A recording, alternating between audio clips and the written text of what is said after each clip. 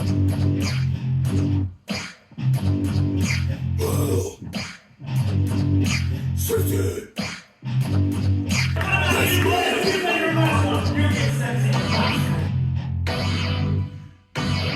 From Hell City, we come!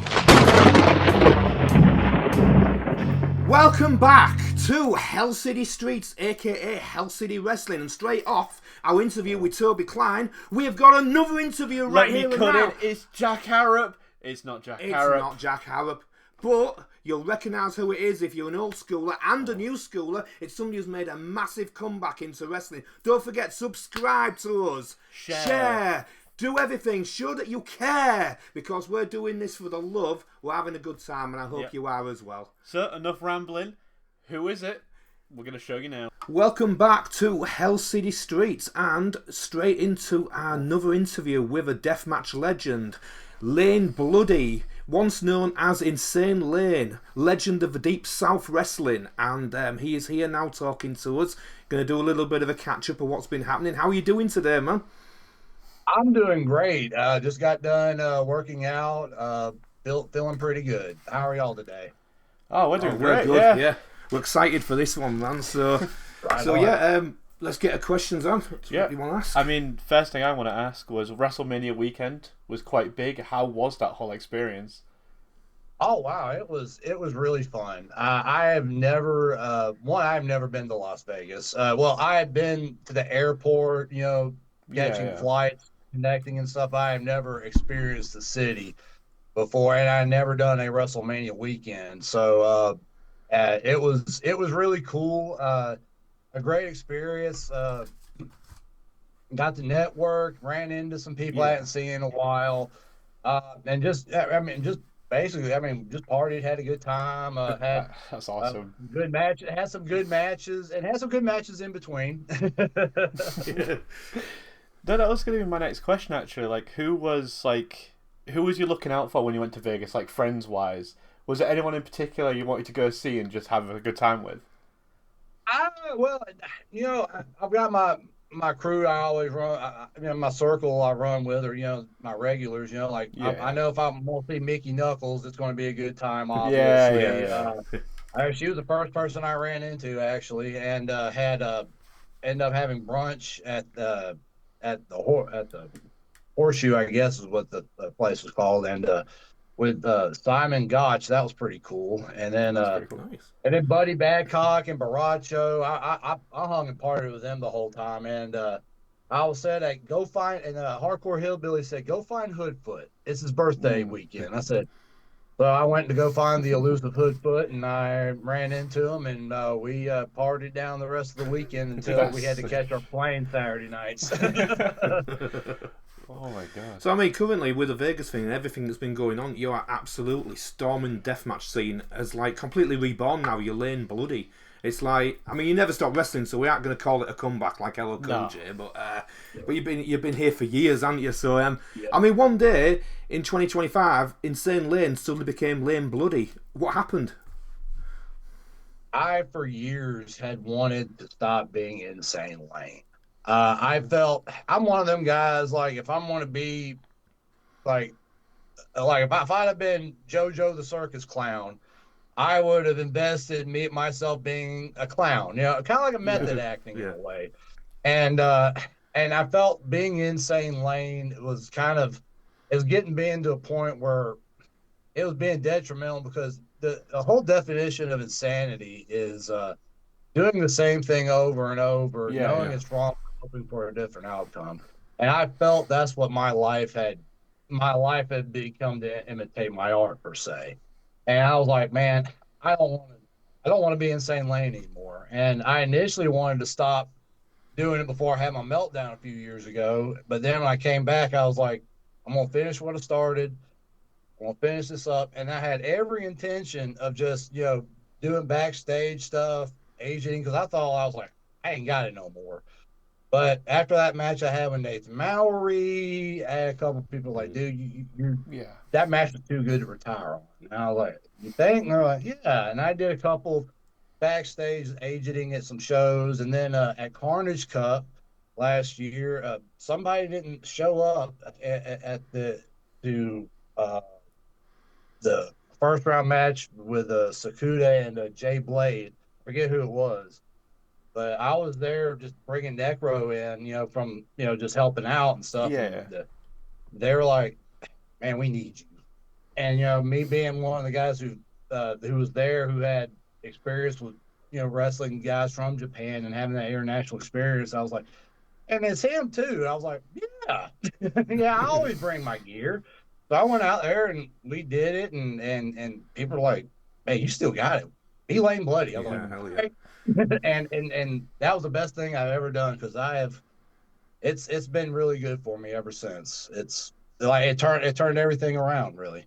Yeah. And you was hanging out with Necro Butcher again, man. It's been, you and him go back years. Is it always good catching up with Necro? Absolutely, man. It's kind of like I'll run into him, and like time hadn't really passed. It's like just catch up, hey, how's it going and stuff, and ever since then, actually, we stay in touch a lot more, because now when he does the Deep South shows, I go pick. They fly him into Atlanta. I live in Yeah. Atlanta, basically, so I'm his Morgan Freeman to his Jessica Tandy, driving Miss Daisy. That image is going to stay in my head now. That's freaking brilliant. There you go. Yeah, make a mess. That's a meme. That's a meme right there. That is quote of a night now. That is quote of a night. We're not going to get better than that, man. So, I mean, we're talking old school. I mean, you are from the old school Smash Mouth 2005 onwards, IWA, Deep South, Mid South, CCW, just in case, people are watching this don't know exactly who you are, and they should know exactly who you are, but now you're stepping in and say with Jay Blade, Nathan, Buddy, into the squared circle. I mean, you've just recently gone up against Mickey Knuckles, Drake Younger, and Deranged. So, in your opinion, has things changed much? I mean, because what you saw back then, how it was back then to how it is now. It's changed, but the competitors have changed. The style it's different. It's not the same, but those people you just mentioned, they're the same. Yeah, I mean, because they know how, because they know how to do it. And like, I know if I'm gonna go in there with Mickey, I have nothing to worry about. I know if I'm gonna go in there with the range, it's gonna be stiff. I'm gonna probably end up with a split lip or a bruised face or whatever, but it's gonna be good. And it's there's a physicality to it that some people don't. You don't see you see some newer guys shy away from. It's how can I explain it? It's more spot oriented now than it just being the brutality for just like a fight. Now it kind of looks like a display of what I can do. Bunch of stewards. Yeah. I mean, we mentioned Drake Younger, and you faced him in IPW, and that match was an absolute bloodbath. And it was really fucking good to watch. How was that working with him? Man, I'm gonna tell you something. I thought when I got in, when I found out I was going to work Drake, I was like, all right, cool. I mean, this Drake, I've never had a bad match with him. I go in there and I'm talking to him, and we're going through the stuff, and I'm like, okay. And I get out there and I forget everything. I draw a blank. I draw a blank and I start to panic. And Drake notices this, and I guess I went into drunken kung fu mode, autopilot, and I just went and did the whole match. And I remember after the match, I was upset. I thought I fucked up. I thought I shit the bed because I forgot everything. But I had people coming up to me after the match, like, "What's wrong with you?" I was like, "Oh, fuck, I fucked up." I'm like, "What are you talking about? That shit was It was bad." amazing. That was match of the night. It was. I told Drake, "I'm sorry, Drake. I forgot everything." And he's like, "No, dude, it's fine. It's fine." And then people look back. People who watched it who didn't see it live. When it came out, they were like, "Man, that match was awesome." I was like, "But I mean, all these people can't be wrong." So I mean, then I finally got to watch it, and I was like, "For a guy who forgot, maybe I need to forget more often." See, true professional. Yeah. You just hit it and did it, man. Sheer fucking professional, man. Yeah, So but that's pretty much what I did. I just go out there and do it. I don't like to call a lot of stuff anyway. I like it to be organic and stuff. I mean, yeah, of course, you want to make sure everything's where it is for the big things, but Yeah. for the most part, man, I just like doing shit on the fly. I think I do a lot better when I work that way with people. That's cool. Yeah, it gives a bit more like freedom as well in a way. You know what I mean? You're not tied down to any like timing or where you need to be for like the small things. You can just do what you want. yeah. Well, I think obviously translates a lot better on screen, and obviously to the fans in attendance too. It was quite nice. I've just got to ask, what is that shit you're smoking? Oh, it's Oh, It's just a cigar. It's a cigarette, It's a cigar. yeah. For YouTube, it's a cigarette. It's not doing anything. It's a nice long cigarette. It's a nice fancy cigarette. Well, So who do you want to face out the current warriors around the current generation? Who haven't you faced yet that you want to face? I want Dr. Redacted. Oh, Ooh, yeah, very Hell very yeah. talented. I keep having chances with him, but then he ducks out, and I don't know, man. I don't know, but yeah, I want him with the utmost intent, brother. At him, I mean, anyone. There's some guys I've never even from my time and up. I haven't really had opportunity with. Like I've never got to face Matt Tremont. I've never had a match with. There's still stuff out there, but if it don't happen, I'm fine with it. I'm not going out there with that mentality anymore. With I gotta have this match, I gotta have this match, and have a list of people. I mean, I'm just letting things come as they, as they come in, and then that approach has done a lot better for me this time around. Yeah. So who's been the toughest so far? Oh yeah. Yeah, in the last few months, then last half a year, maybe the last year. What's been the toughest?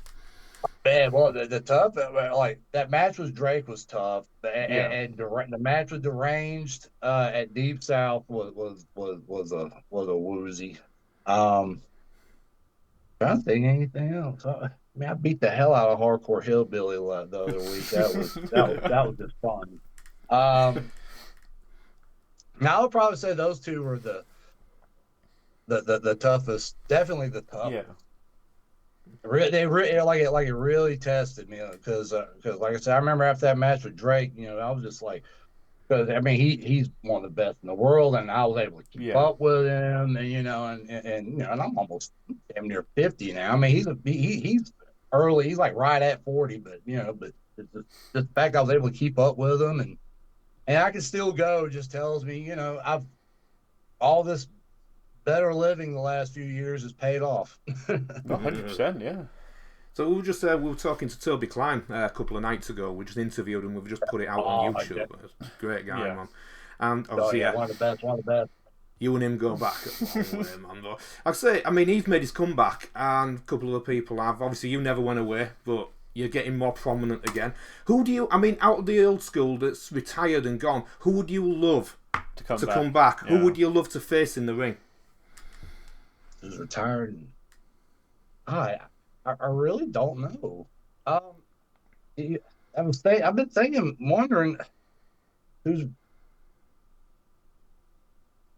I know he would never do it, but Nick Mondo would be cool. Oh yeah. Zandig would be cool. Yeah. Zandig would be cool. I'm probably missing someone, and he's gonna be, "What about me, motherfucker?" But Ian Rotten. If Ian Rotten made a comeback, yeah, I've worked him a zillion times. I mean, I don't think he's in the shape to even come back. So, yeah, damn shame. I miss seeing him in the ring, but a lot of people speak ill of Ian Rotten, but man, puts on a damn good show. Always put on a damn good show. And speaking of old school. To have that opinion is perfectly fine because y'all know him as Ian Rotten, the performer, and that's perfectly fine for you to have that opinion. And I've I've had my differences with him, but like I said, that was years ago. I haven't spoke to him in years, and I just hope he's found happiness being where he is now, and that's Yeah. and that's Yeah. really all I've got for him. I mean, I'm no hate, just No, yeah. have all the best, future endeavors.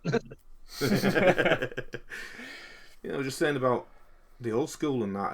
I mean, ask this question to Toby Klein. It's quite a sobering one as well. It's like all the people we lost over the years, like Rolling Hard, Jesse Bailey, Brain Damage, obviously Havoc.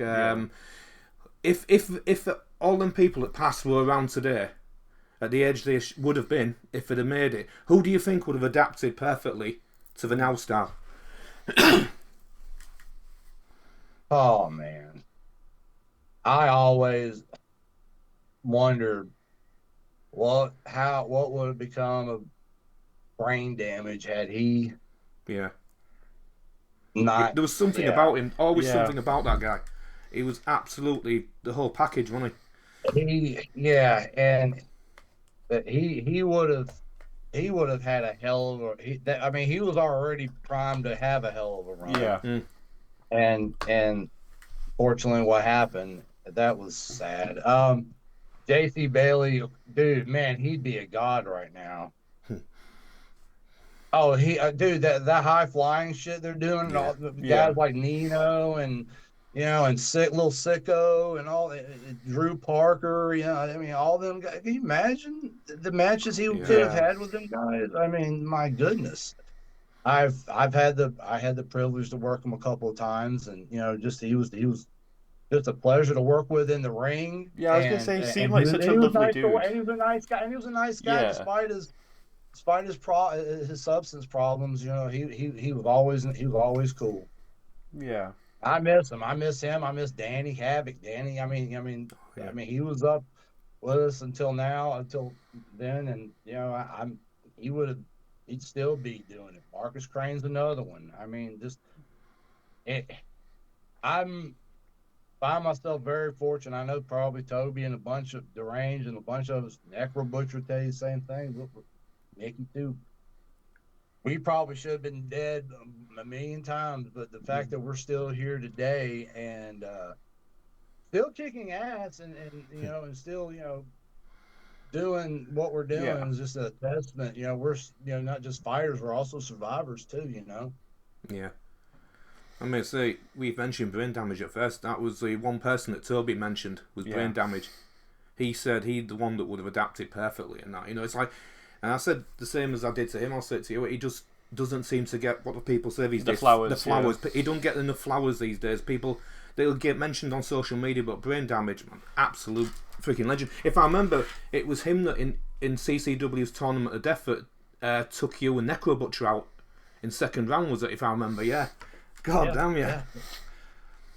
Oh, he hit me with a guitar with hacks on them, and it just, I mean, fine picture, man. My whole head right here was, I had a steel plate in my head, dude. It was gruesome, man. That tournament was wild. I mean, that was my very first tournament of death, actually. And what a way to get introduced!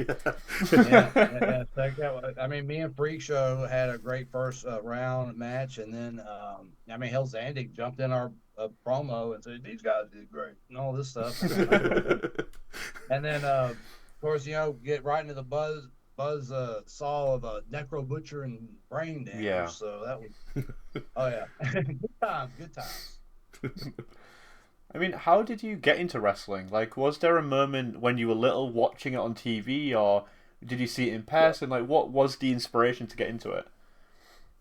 Man, I was a little kid, and I'd see it on TV, and Hulk Hogan, big dude, colorful, red and yellow. Yeah. The McDonald's colors. I'm hungry. I gotta see more of this. And then the car, and then I saw that, and then I would go to my babysitter's house, and she had the big satellite dishes back in the '80s and stuff, and she had MTV, and there was like Cyndi Lauper, and then you see Mr. T, and then I was like, whoa, they're on that too. And then the cartoon came out. I was like, man, this stuff looks awesome. And I thought like these like Junkyard Dog was acting like a dog, and and Yeah. Hulk Hogan walked around, and his yellow, and I believe the Road Warriors walked around in spikes. I mean, I just thought it was just so cool. That's what I want to do, and I never waned from it. I got laughed at, career counselors. When I got out of the military, the VA career counselor comes and says, well, "What do you want to do?" I said, "Well, really want to know. I want to be a wrestler." Okay, buddy. But I ended up getting into it because while I was in college, I was working at a video store, and a local wrestler wanted to put up some flyers, and I said, "Yeah." I said, "Hey, there's wrestling around here?" He's like, "Yeah." I was like, "I'll train wrestlers." He's like, "You can come in there or whatever," and he told me the price. I was like, "Okay," and I go check out him out his account. He's got all these late fees, and he goes, "I tell you what, man, take my late fees off, and whatever, hook me up a couple of free movies and stuff. I'll hook you up on your training." So basically, I got trained in exchange for forgiving late fees, free rentals, and when movies got damaged or whatever, here you go, buddy. Hook them up free movies. They're like, "Oh, this one got damaged. We had to throw it away." I just give them free copy. I mean, That's how thank God for that exchange. Trained, but they beat the hell out of me when I got in there. They were like old school guys. They were like a continental wrestling guys. They did like TV jobs for NWA, Georgia Championship, WCW back in the early '90s, late '80s, and stuff. So they were we couldn't even go to the dressing room for like 3 months until several of us were weeded out and stuff. So they took it serious. That's rough. It's the old school days, though. I see people getting trained now, and I train now, and and I'm like, man, y'all wouldn't have survived what we got. Because I mean, if we had gone to social media and be like, "Oh, my trainer was mean to me," they'd beat the hell out of us. And said, "No." It's a different time. It's a different time. Yeah. Speaking of different times, I remember IWA Deep South. Ooh, you was against Pondo, and the police shut it down. Was it King of the Death matches? What's your take on that night? What happened, man? First show. First show. Right afterwards, they had already. From what I understood, I mean, that crowd in rural Alabama. I don't know if you're familiar with that section of the United States, very country bumpkin, right?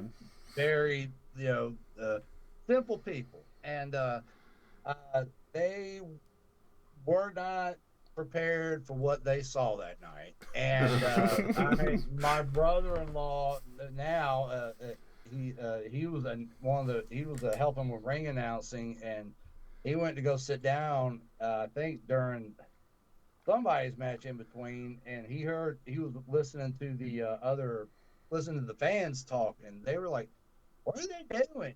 They need a referee. Why can't I disqualify him?" And all this. And then they went and shut it down, and they said, "This isn't wrestling. This is gladiator fighting," and all this stuff. And I was like, "Yeah."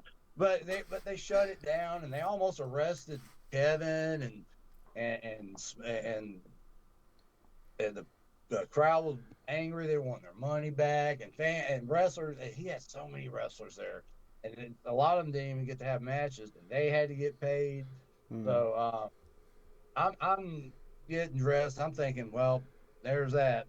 But here comes Tank, who I just met that day, and he's been cool with me ever since. He goes, "Hey, if you're looking to get paid, Kevin's over there hiding in the bushes." And, yeah, he's right over there. So I start walking toward the bushes, and I hear, "Hey, Lane." I go, "Kevin?" And he's like, "Lane." And I know I promised you this amount, but he gave me like $60. He's like $60. He was like, "Man, this is all I can give you. Is that cool?" I was like, yeah, thank you.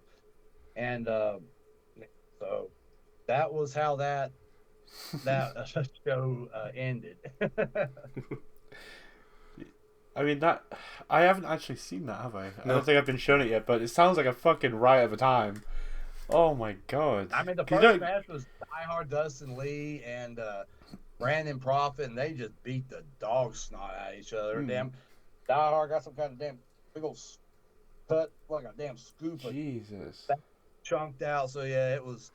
And then they had a couple, had matches in between. And then me and Pondo and sit there and did our thing and suplexed me into those damn chairs, and I was covered in blood. Those people were just like, no, we shut it down. And the goddamn police come and see you like that. Freaking amazing. So I was just like, it's crazy how, and then and back then, in that part of the country, death matches were they were frowned upon. I mean, I was actually blackballed from a lot of places because he's that death match guy. He's going to ruin wrestling, and and so I always had to go up north to CZW, and Mid South, and JCW, and those places and stuff. So I became persona non grata in the South unless it was for IWA or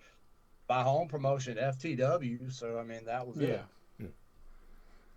I mean, you mentioned CZW, and earlier on was talking about tournaments. Is there any other tournaments that you might be thinking of heading into or want to be invited to?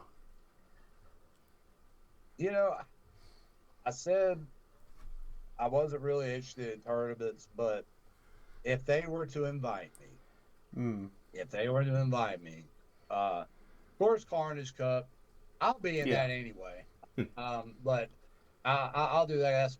That's home promotion. But if Tournament of Death came calling, of course.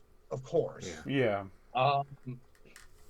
If SVN or whatever, they do another King of the Death match, if they want to call me, I spoke to the owner of that place while I was there in Vegas. He was a cool guy. First time I ever spoke to him. Got some good ideas. So I mean, if you wanted to bring me in, RPW does that King of the Kill. King of the Kill, it's called. Yeah. I do that. I mean, they've under new ownership, so that's cool. And I mean, I liked Chris before, but they got those three in there. What was it, Schlack, Dredd, and Ricky running it. Yeah. Then there's there. I mean, of course, if an international one, I would do that. That was actually gonna go into my next question about because we're from the UK. So have you ever been over here or want to come over here to wrestle? Well, absolutely. I believe I spoke to Tim Strange. Hardcore Hoss. And BA Rose. While I was in Vegas, and we all had went to a Hawaiian barbecue joint and ate and talked and stuff. It was really cool, and I had expressed interest in coming over there. I mean, please come to Rise. There's a few companies in the UK that you'd fit into nicely, man. Honestly, you'd have a blast. I mean, to be fair, Mickey and Necro's constantly over here, twice a year or something like that. I know they come over there all the time, but like I said, I haven't been asked yet. So we'll put the call out. TNT, Rise, CXW, bring this man over. This country needs Lane Bloodie. It's out here now. One question I was going to ask as well, because I noticed this earlier on. I was having a flick through Cage Match just to have a little briefing to check a few things. I didn't realise you wrestled Abdullah the Butcher at one point in your career at IWA East Coast. I mean, obviously he'd have been a lot older at the time on that, not as mobile. What was he like to wrestle? He's one of my icons, you see, Abdullah. Yeah, man, yeah, mine too. I mean, when Pondo had called me and said, "Hey, how would you feel about wrestling Abdullah the Butcher?" My heart dropped at first because I was like, I was like, I've seen this guy, for years, carving people up and shit, and I'm like, now I'm in there even though he's old, he was in his 60s at the time. I mean, it was Abdullah the Butcher. I was like, so I remember going up there, nervous, and I meet him, and wasn't totally different guy than I expected. His voice and all that, and went out there, and it was so much fun. It was so much fun, and I God bless so much. I remember that was I got a crimson. I mean, I was covered, and he from what I understood, he enjoyed the match. We didn't even get in the ring. He couldn't get in the ring. Yeah, I think he was having his hip problems at that point. So we just brawled around the community center or gymnasium, wherever it was, and yeah, it was wild. It was so much fun, and it was, like I said, but he asked me, like, you know how to throw a punch, don't you? I'm like, yeah, and I go, and I'm thinking, Abdul the Butcher. I've been wrestling Necro Butcher and all these other guys. I've been in the ring with Gypsy Joe, who goes, hit me. Yeah.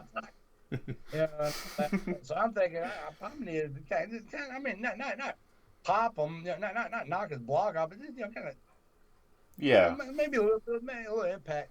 All right, so I give him a little tater on it, and he goes, oh no, and Pondo and everybody's looking on. I said, sir, I am so sorry. I said, I have been working with people who like me to lay it in recently, and I had no idea. I said, can I have another chance? He said, do it right.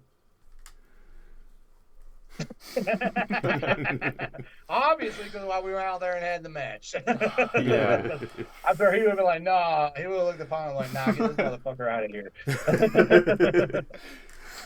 Oh, Lane, man, do you know what? I was just thinking then, you need to write a book or get, like, just collaborate on a book with someone. So you've got so many stories. I'm just thinking, Peter B. Beautiful's bringing one out, and it's like Mickey's got one out. Pondo as well. Pondo's a new one. He's coming out. He's already released one. Like, I'd love to have a volume of your memoirs. It'd just be perfect, you know what I mean? So, you ever thought of doing a book? My story ain't over yet. So yeah. Oh, true. Yeah. My story ain't over yet. So I guess when I feel this time, it'll come out. Because I mean, I don't want to sit there and have to keep there writing. My life, part 1. My life, part 2. Just read it and be about yay thick. So if I write it now, it'll probably be reading a Reader's Digest or something. No, you've got so much going on. I mean, even our conversation, you've told us like so many cool things, and it's like I want to know more and more. Yeah, we'll have to do a second interview one time. Are you up for a second interview one day? Absolutely. Oh, thank you. Yeah, I'll do second interviews, but not second books. Yeah, all right, fair enough. This can be a book then. Yeah, this we'll can be a chapter. that. Let's do audio. This is the audiobook version. We'll wrap it up in a sec. Just one last thing then for any wrestlers that are coming up, anybody that's watching this. What advice have you got? What comes from the mind of Lane Bloodie? What can you tell them? I can tell you that if you're going to be starbound, it's going to be a long, hard ride. It's not going to come immediately. It's going to be hard, but if you trust your training and stick with the right people and do right, and if you're about more about business and less about the partying, you'll go further. And then, honestly, that's up to you at the end. That's some pretty solid advice. That's probably the best advice I can give. And have something to fall back on. I got a rocket science degree. So but thank God I didn't do that. Yeah. I like this a lot better. Yeah. I mean, it seems a lot more fun, to be honest with you. Hate math. No, it's been great talking to you, man. Yeah. So, Thank you for joining us. Absolutely. I really enjoyed it. It was really good. It was a really nice interview. This is nice. Thank you. Thank you for having me. Hopefully, number 2 will be coming soon. Yeah. And we can try convince you to write the book again. Yeah. We'll keep at you. We'll keep doing it. Right. Well, thank you for joining us today, and have a great day. Oh, before we go, if somebody wants to buy a T-shirt or merchandise, where do they go? Oh shoot. You can go on my Facebook or on my Instagram, and there's links there to my shirt shop. What was it? I don't even have off the top of my head. It's a Printify shop, but if you go to if you go to the links on Facebook and Instagram, it'll send you right to it. Okay, I'll put a link in the description of the video as well, so people can quickly get to it. But no, thank you so much. Yeah, thank you. And you enjoy your evening smoking your big cigars. Yeah. See you around. Absolutely. Right, have a good time. See you soon. Speak to you again soon, my friend.